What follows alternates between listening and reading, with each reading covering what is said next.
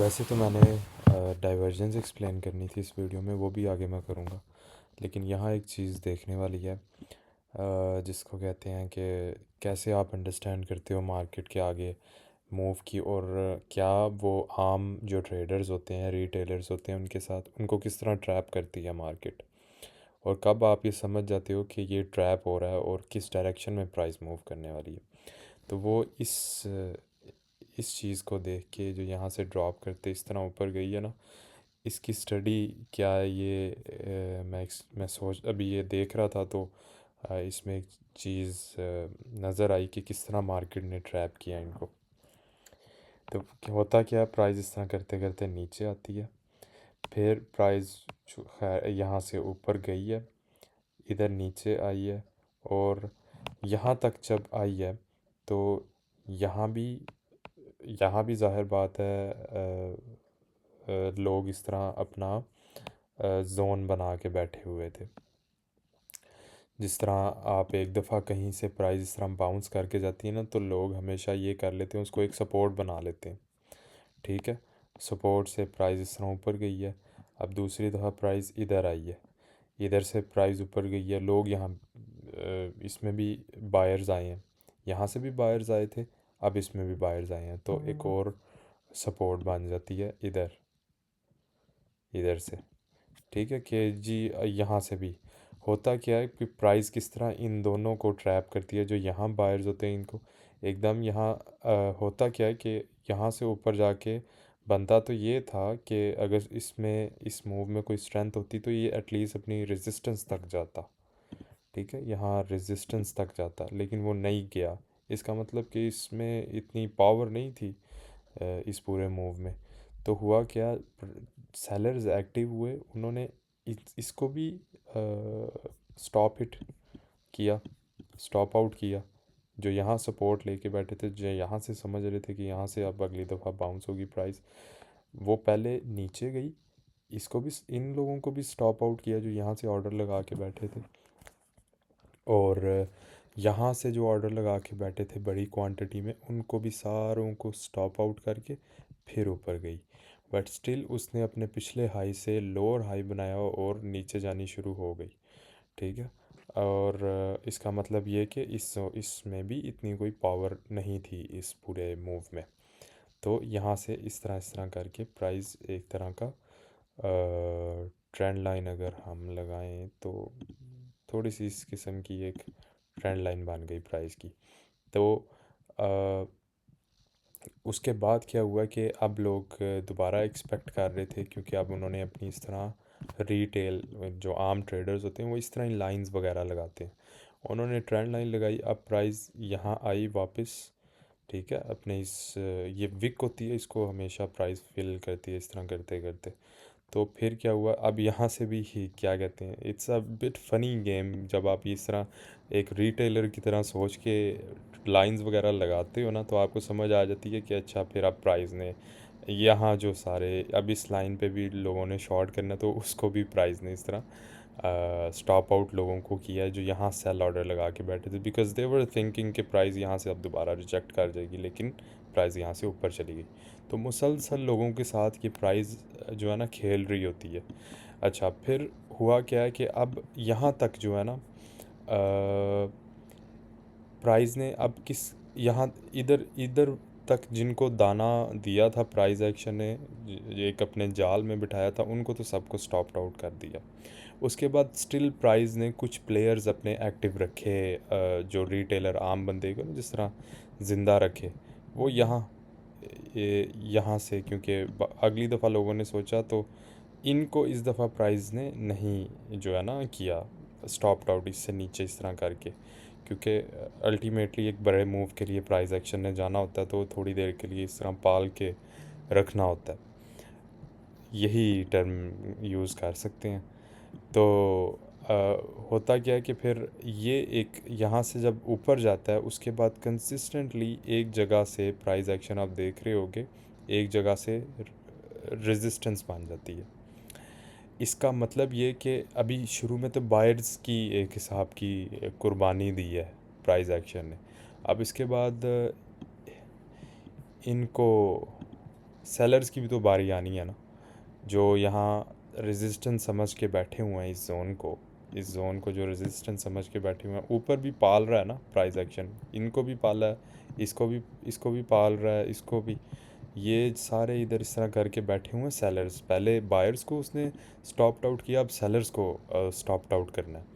तो होता क्या है कि यहाँ इनको अभी थोड़ी देर के लिए इसने रखा हुआ, तो यहाँ रेजिस्टेंस से रिजेक्ट होके फिर इन सब को भी प्राइस एक्शन जो है स्टॉप आउट कर देता है। जब फाइनली इतने सारों को ये स्टॉप आउट करता है और अपने मेन जोन के अंदर भी एंटर हो जाता है, तो उसके बाद आप क्या देखते हो, आप एक अच्छे साइन देखते हो। आप क्या देखते हो, बड़ी कैंडल्स देखते हो। जिस तरह ये भी एक बड़ी कैंडल थी, इसमें बाइंग प्रेशर बहुत एक्सट्रीम बाइंग प्रेशर आया, उसके बाद ग्रीन स्ट्रेट ग्रीन कैंडल, उसके बाद फिर स्ट्रेट ग्रीन कैंडल, और इस दफ़ा आप देखते हो कि रेजिस्टेंस से बहुत कम रिजेक्शन हुई है, और बहुत कम रिजेक्शन हो के फिर दोबारा एक बड़ी ग्रीन कैंडल। ये आपको अर्ली साइन दे देती है कि अब इधर जितने भी थे ना, इतने इधर जितने भी हैं, और एक तो इधर है, एक फिर इधर है, एक फिर इधर है, यहाँ जितने भी थे ये सब अब इनकी बारी है स्टॉप डाउन होने की। तो इन सब का वो ट्रैप में रखा हुआ था इसने, तो यहाँ से क्या करती है ये ईएमए पे रिक्लेम करके और यहाँ से स्ट्रेट ऊपर इन सबको तो ख़त्म करती है, एलिमिनेट, इनको भी एलिमिनेट करके फिर ऊपर जाती है।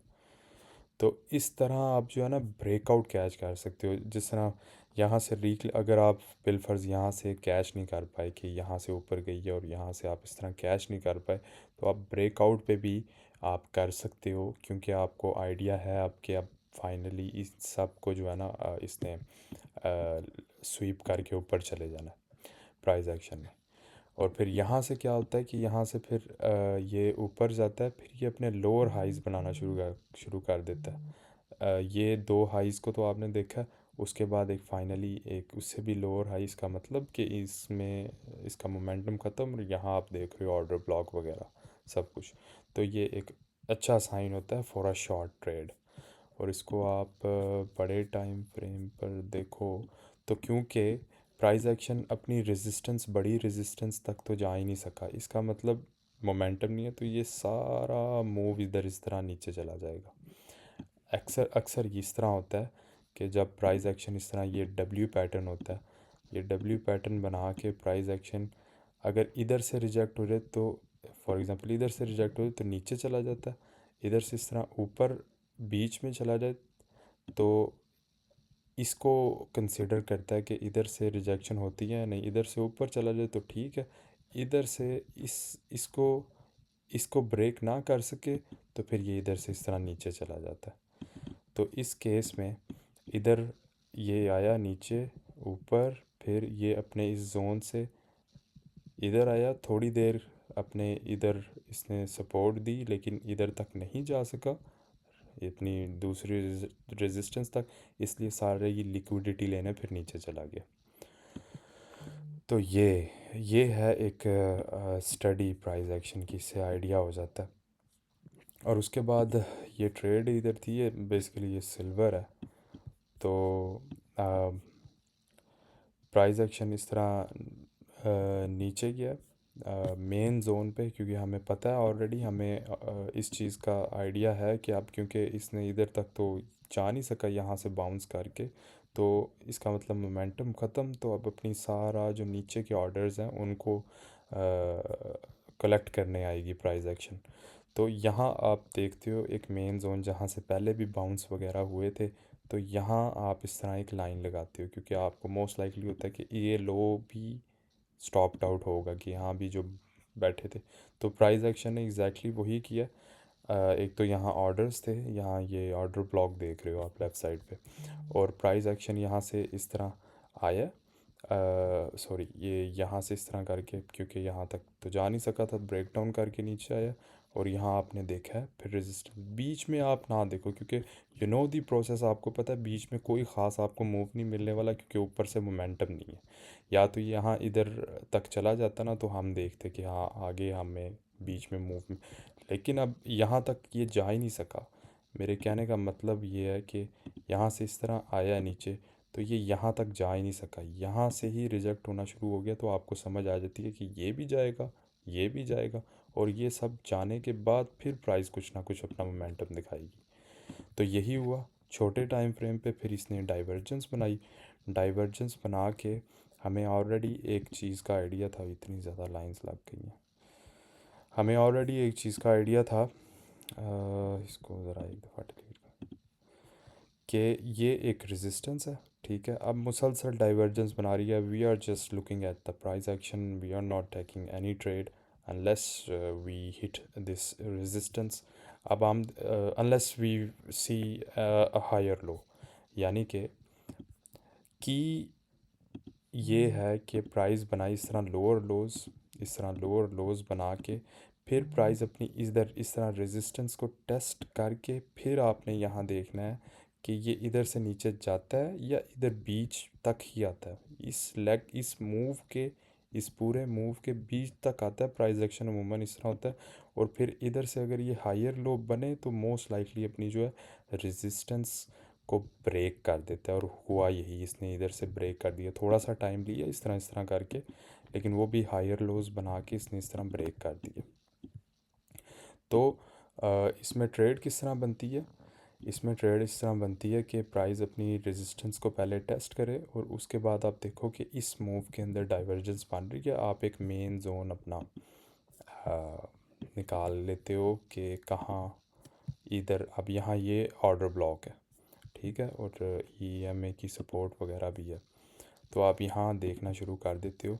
बीच में ना आप चांस लो कि यहाँ से सपोर्ट मिल रही है, आप प्रॉपर वेट करो, पूरा टाइम दो। अगर बीच में से इस तरह करके निकल जाता है ऊपर तो छोड़ दो उस ट्रेड को बेशक।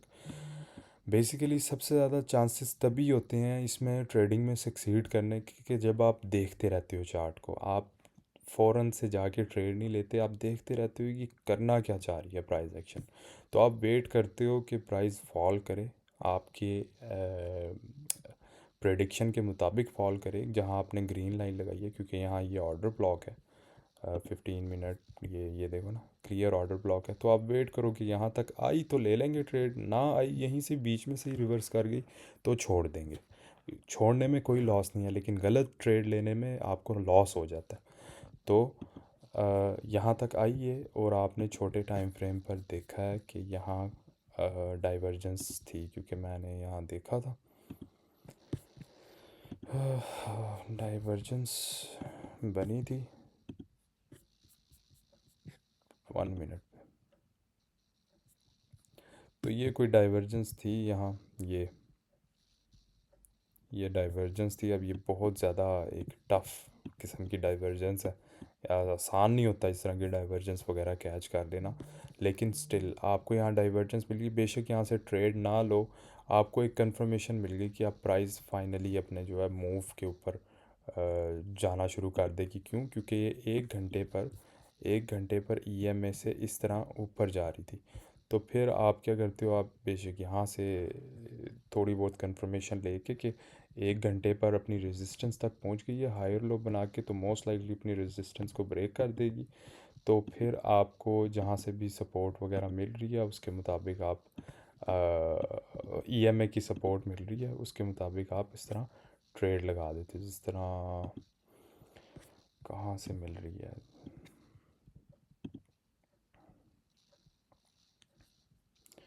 खैर इसको प्ले करके लीव करके एक दफ़ा प्ले करके देखते हैं। तो एक चीज़ का आइडिया हो जाता है कि कंसिस्टेंटली यहाँ से हायर लोज बनने हैं। इस लो से ये लो ऊपर था, तो आप इधर बीच में से भी एंटर करके एक थोड़ा सा एक मूव कैच कर लेते हो। ये तो क्या कहते हैं, अब अगली चीज़ ये है कि अब ये ज़्यादा दूर तक ऊपर तक अपने रेजिस्टेंस तक जा ही नहीं सकी। एक थोड़ा सा आपको मिला मूव, उसके बाद ये रिट्रेस कर गई। इसका मतलब इधर कोई इन सब को तो स्टॉप आउट करने आएगी ही, लिक्विडिटी लेने।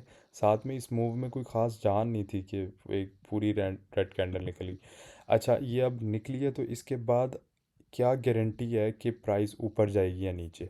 वो आपको वेट करना होता है कि प्राइस अपनी इधर तक आए।